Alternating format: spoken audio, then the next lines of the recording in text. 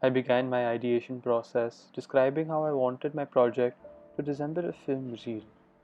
I made a few rough prototypes and a sketch to help me imagine the final outcome.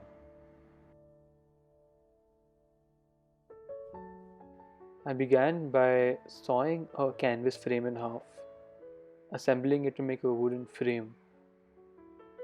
I had to use M-Seal because nails were making too much noise at night. I used a pencil sharpener to act as the rotation mechanism. Then I assembled everything together and gave it a test.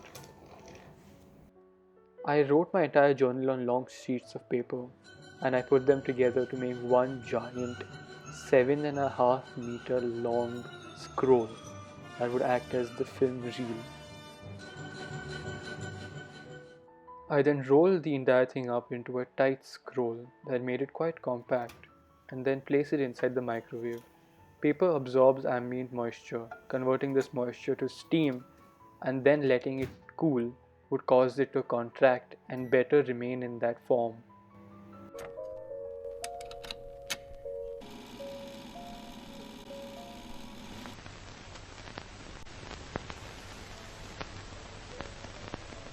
The metaphor I chose was film because my journey has been nothing less than a movie with twists and turns and plot holes but a happy ending. I began with week 1, day 1, the selfie exercise. It made me realize that everyday things that we take for granted, like selfies, can actually be a means of a very deep exploration. Then came week 2, day 7 and 8, which was about things that govern us in a much larger context. I even stuck notes that I took during the day. I learned that there are things that we know are that govern us, like friends and family, but there are things that we are unaware that influence us. And this is called subliminal manipulation, which was the basis of the group project that we explored. I then move on to talking about the ladder of feedback and how it has impacted me. I can really use the ladder of feedback in my projects moving forward before I actually submit it as a way of refining my work. Using the prompt of influences in my life, next was metamorphosis and axolotl reading. Being half Hindu, half Muslim, I could really identify with Kafka being a half German Jew, and his works really impacted me. I could feel what he felt, never belonging to a community, and I was able to take that impact and apply it to works and apply it to a modern context as well. Another thing that impacted me was the readings of Nivedita Menon and John Berger, which I wrote as one of the most eye-opening sessions of the week because it took my view of something that I viewed art nudes as something very, very elite, very classy and fine, and it shattered it, proving that it laid its roots in a very vulgar, sexist connotation. Then came the exercise with Roshan sir, where we were asked to free ourselves used through charcoal. We talk about dimensionality and objects and how we relate objects. This right here is the same object viewed as a thermal camera, and as you can see, the fingerprints warp around the handle, and that gave it a sense of dimensionality.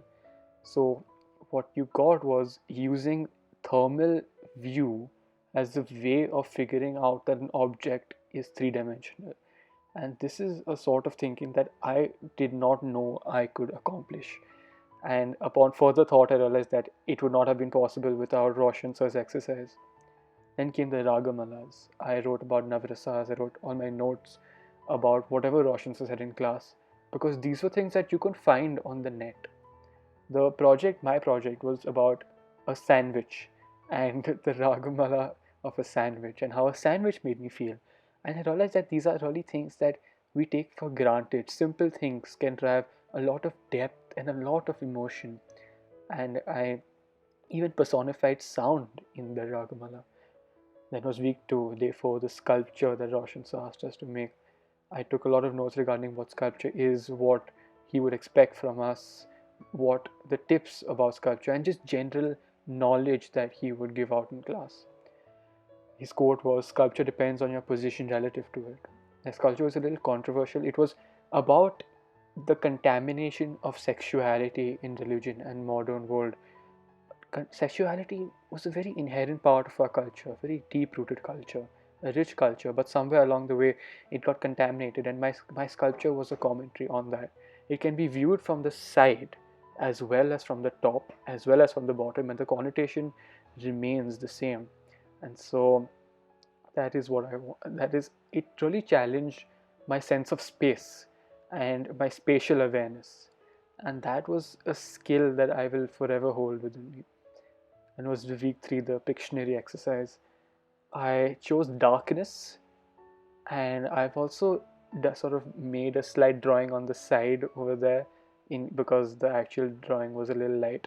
Uh, the Here the sun rays are supposed to signify the brightness icon and the low brightness and things like that. I realized that you can actually see a lot more in darkness than you can see in light, and I used that concept in my combine, which was a light performance. And this was one of the first times I actually experimented with performance art. I took a torch and I was supposed to make an eye shape, and that would give the viewer a sense of what it would feel like to be gazed at, what it would feel like to come under surveillance, which actually went completely opposite to my group project. My group project was about how surveillance is subjective, but I could not let my personal inhibitions affect that.